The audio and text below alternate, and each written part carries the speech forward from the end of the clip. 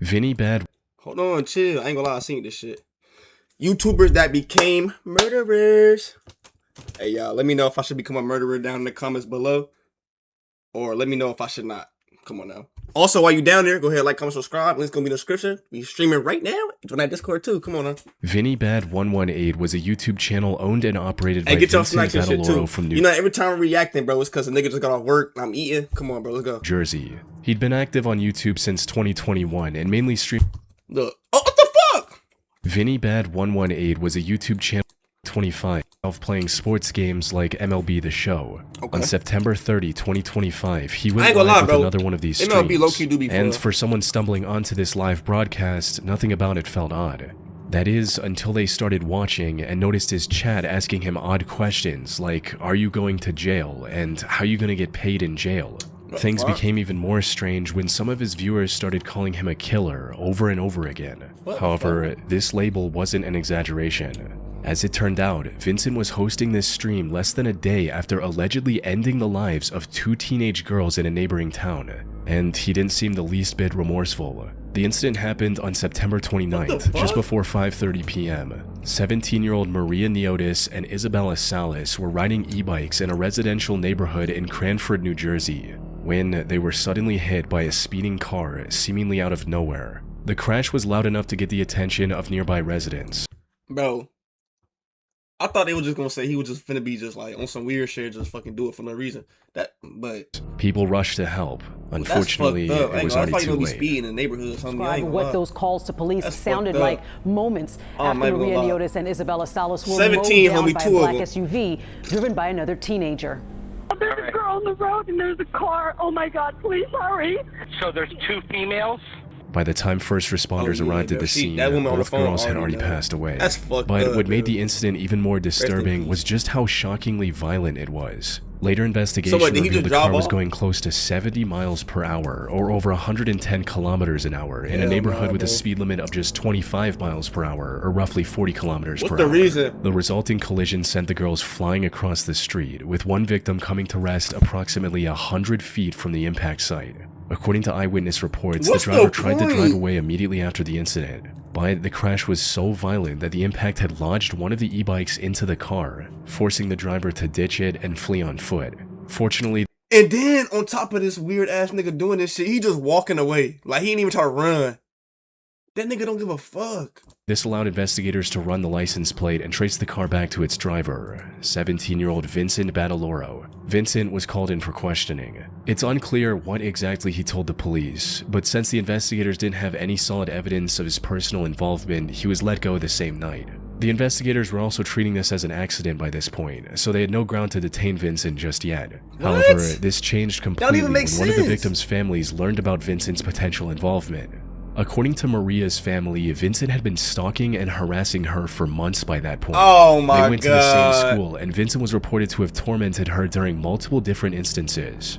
The two had never gotten along. Vincent would also allegedly follow Maria around anytime she went outside, and neighbors even saw him staking out her house in his car on multiple occasions. This behavior only worsened after Maria reported him to the school authorities about a month before the incident, with him becoming even more aggressive and making false police reports, even leading to her family getting swatted multiple times. In one of his streams, he mentioned having a vengeance against Maria and even dedicated one of his old phones to harassing her, starting with ordering a pizza to her address.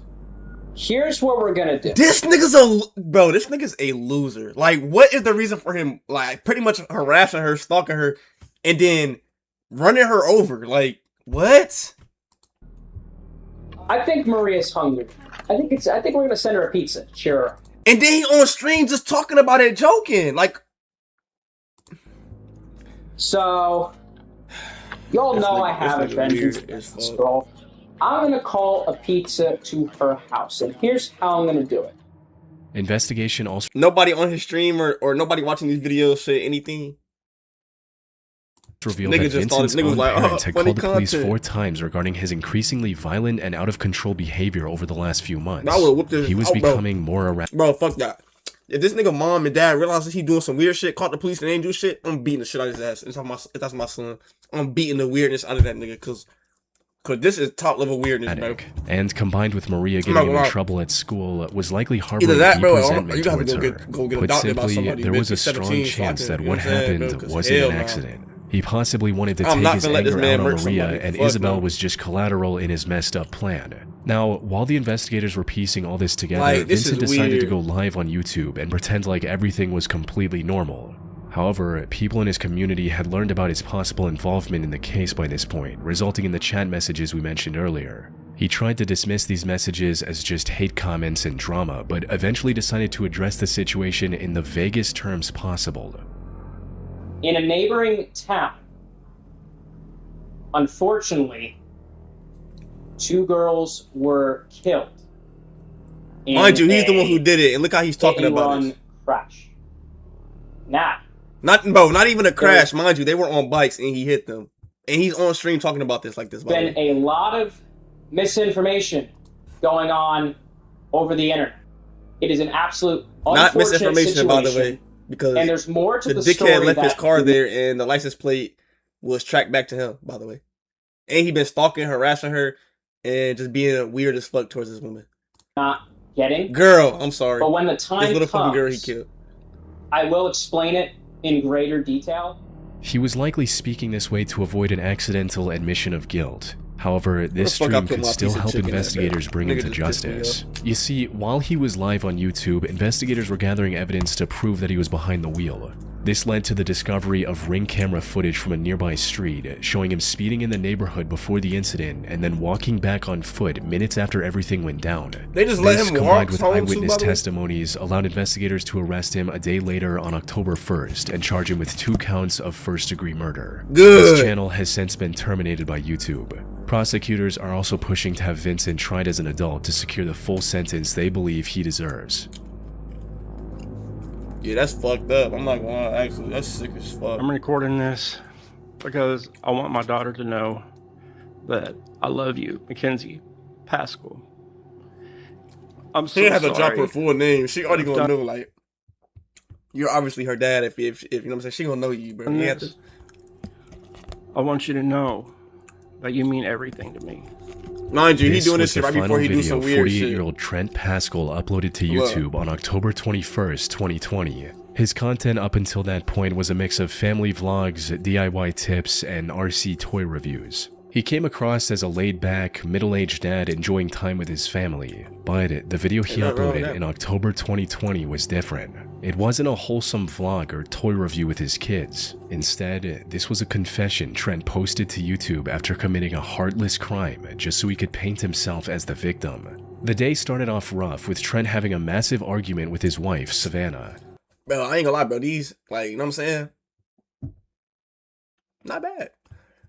So, like, how these ugly niggas be with, you know what I'm saying? Yeah. And then, why would he murk that? I don't know. Details of what exactly caused this weird argument are sometimes. unknown, but according to some reports, it had something to do with Trent's overprotective and envious personality. He was reportedly very insecure about the 18-year age gap between him and Savannah.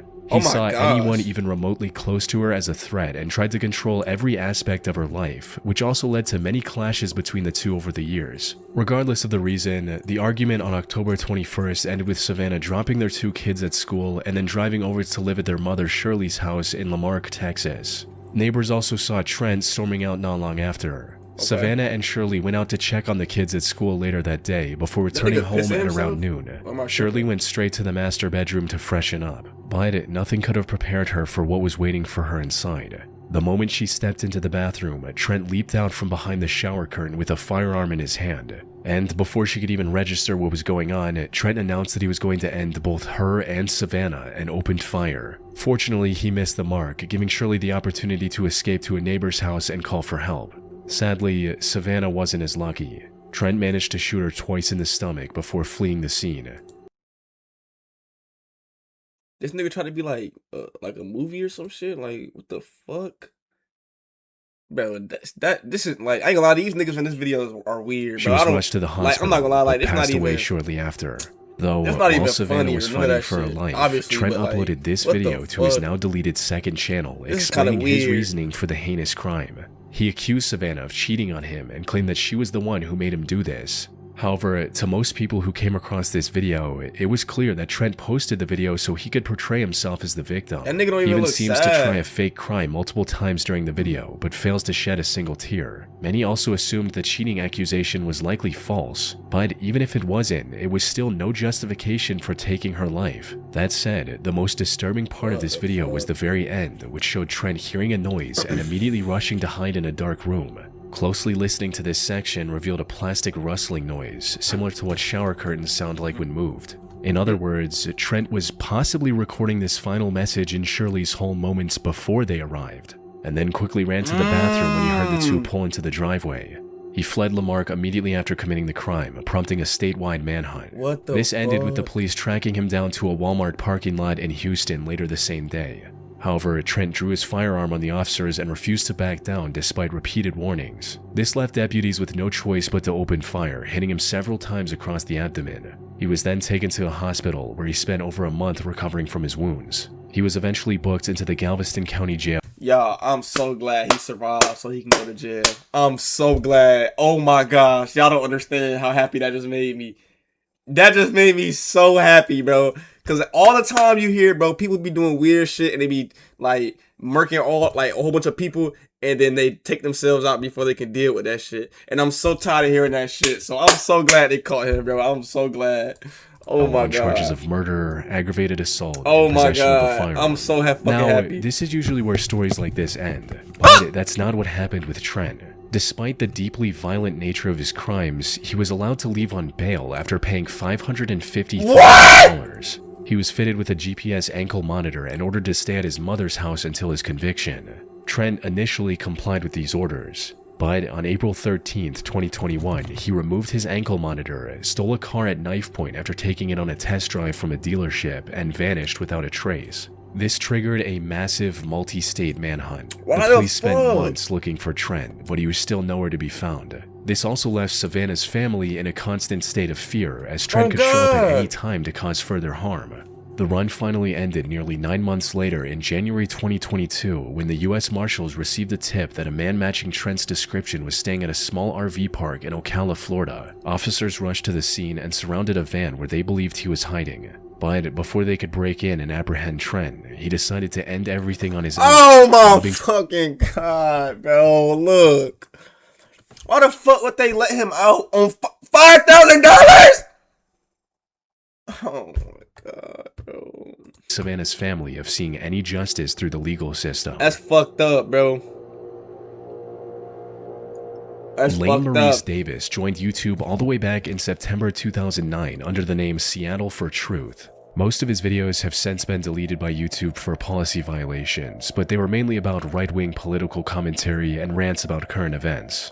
Some of these videos also revolved around Lane trying to prove various conspiracy theories. Lane also did an internship under British far-right commentator Milo Yiannopoulos at one point, though it didn't last very long.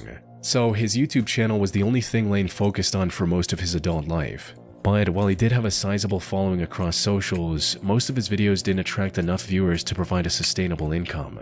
This forced Lane to live with his parents and rely on them for monetary needs, which apparently was a major source of tension in their relationship. His parents also had differing political views from their son, leading to frequent arguments, especially with his father Charles. And the back and forth on the night of July 14, 2017 started off as no different. As the argument became more heated, his mother Catherine dialed 911 and calmly asked for assistance, stating, "He's not physically threatening us or anything, he just gets out of control and he's ranting about stuff from the internet. He's not working and he just gets on these rampages and he just needs to move on. He just lives on the internet and he gets really worked up about everything that's going on. Nigga who He needs an chronically intervention of some kind here." The dispatcher instructed Catherine and Charles to keep their distance until the police arrived, but she downplayed the threat, saying she'd seen many similar outbursts in the past and that he wouldn't turn violent. Unfortunately, she couldn't have been more wrong, because just a few minutes later, Catherine dialed 911 again, and this time in a far more frantic state, screaming phrases like, "he stabbed him," and repeating, "he's dead," over and over again. Officers were already on their way from the first call Catherine made and reached the house within minutes. Inside, they found Charles lying on the floor with his clothes covered in blood. According to reports, Lane became even more aggressive after the first 911 call and stabbed his father multiple times with a kitchen knife. By the time police arrived, Charles had already passed away. Lane likely regretted his decision immediately, as officers saw him standing outside the front door with his hands in the air, waiting to be arrested. He later pleaded guilty to second-degree murder as part of a plea deal and was sentenced to 17 years in prison. His YouTube channel now sits completely abandoned. I ain't gonna lie, these niggas getting off light in this one, bro. I'm not gonna lie. In many of these cases, the transition from content creator to criminal is marked by a clear, calculated decision. But with Jessica Worsham, known online as the Indigo Mystic on YouTube, the path was much more blurred, with her channel serving as a digital diary for a woman who was visibly losing her grip on reality. Jessica started her channel in 2013 to post occasional videos on whatever topics grabbed her interest. I'm sorry, bro. Losing the grip on reality, bro. Harmless, with nothing too attention-grabbing, at least at first. As her personal life began to fracture, the tone shifted dramatically. It started with her getting divorced from her husband. It's unclear what the reason for this divorce was, possibly something to do with her deteriorating mental state. Regardless of the reason though, it left her in charge of her two daughters. However, she didn't have any place to stay at the time. She better not have heard the kids, so one of her friends allowed her to stay at one of their properties for free until they found a buyer for it. They were likely expecting to sell the home in a few months, but the process ended up taking 3 long years. And when it was finally time to hand over the keys, Jessica intervened. Instead of being grateful for being able to stay there for 3 years for free, she refused to leave and even took her friend to court over it. She understandably lost in court and was forced to move out. This upended the life she had built over the last 3 years and marked the beginning of her downfall. The stress of losing her home, combined with her pre-existing mental conditions, proved disastrous. She refused to accept the reality and became delusional, thinking that the judge Your home, cell phone, SIM card, Wi-Fi phone company. Yeah, she's fucking nuts. were part of some evil group alongside her family members and were out to get her and her daughters.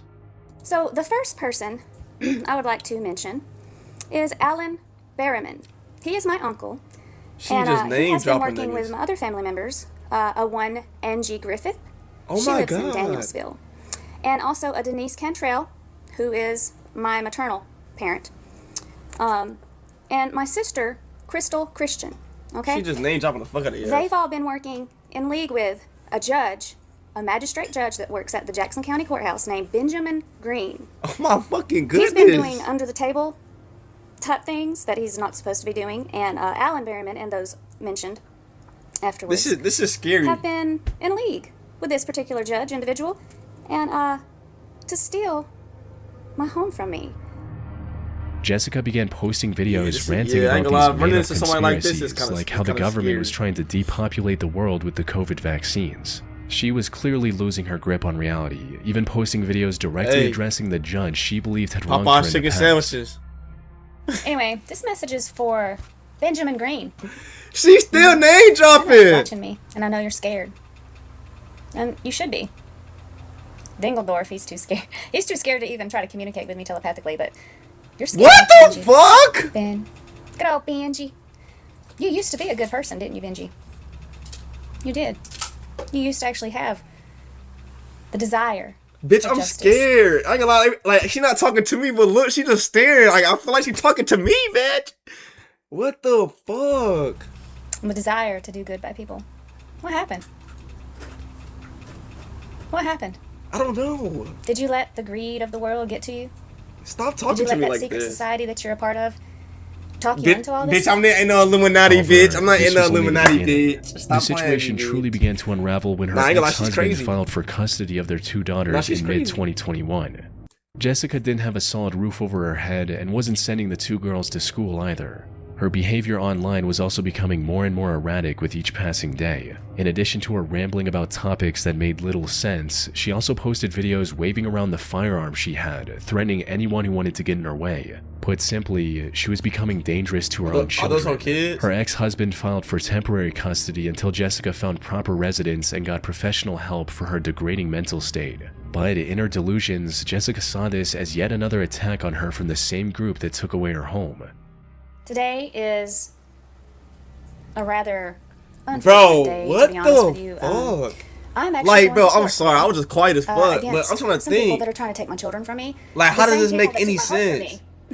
me. The Jackson County court system. She still could have had a chance to stay with her daughters. Literally. But on the day of the hearing, she refused to enter the courthouse, further highlighting her unstable mental state to the judge. The custody was awarded to her ex-husband until Jessica was deemed capable of resuming responsibility. This was a chance for her to actually work on improving her situation.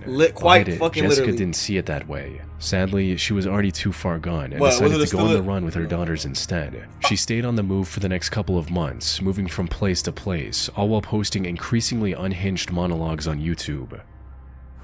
Mine. Bro, I know her daughters are kind of scared. Mine. Am I any mine? They're my babies. And I love them above anything else. I love them like I love God. And I'll do anything, including lay my life down for them. Well, that's good, but you gotta And give I know them that's up. what you wish for. Jessica also felt the need to record and post to YouTube almost everything that happened in her life. She'd gone as far as to instruct Hold on, I gotta piss. her daughters to start recording whenever anything notable happened. What she didn't know was that one of these recordings would end up scarring them for life. The incident happened on November 5th, 2021, with Jessica getting into an argument with the owners of the house she was living in. The dispute escalated to the point where the owners asked her to leave the house, and when she refused, they contacted the police to have her removed. However, as soon as the officers pulled into the driveway, Jessica opened the front door with her firearm in her hand and opened fire. One of the shots hit 43-year-old Sheriff's Deputy Lena Marshall, sending her to the hospital where she tragically passed away just a few days later. The other officers opened fire in retaliation, hitting Jessica multiple times, all while her daughters heard and recorded everything inside the house. Jessica passed away on the spot, with her younger daughter posting the final video on YouTube with the heartbreaking title, "My mom is dead, I think," as recording and uploading to the internet was what Jessica had taught them to do. What the fuck? Oh, that's actually so bad, and I feel so bad for them.